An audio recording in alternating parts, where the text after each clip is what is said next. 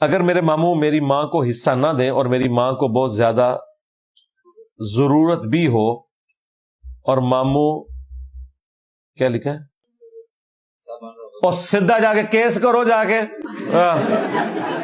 کہانیاں سنا رہے ہو منو، ایسی تیسی ماموں سے تو سانو ویسے ہی بڑا وٹ ہے ماموں، خود وہ جداد دبا کے بیٹھا ہوا ہے اور آپ کو کہہ رہے ہیں میں کما کے دوں گا. سیدھا جائیں کورٹ میں. اور یہ وراثت کے جو اس طرح کے ایشوز ہیں زیادہ عرصہ نہیں، 6 مہینے کے اندر تو فیصلہ ہو جاتا ہے.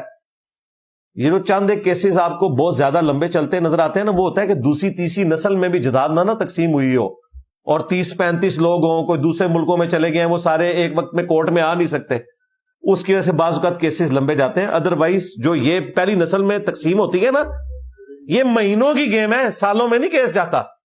ہاں، یہ سارے ماموں سیدھے ہو جان گے، سمن بھیجو انہوں.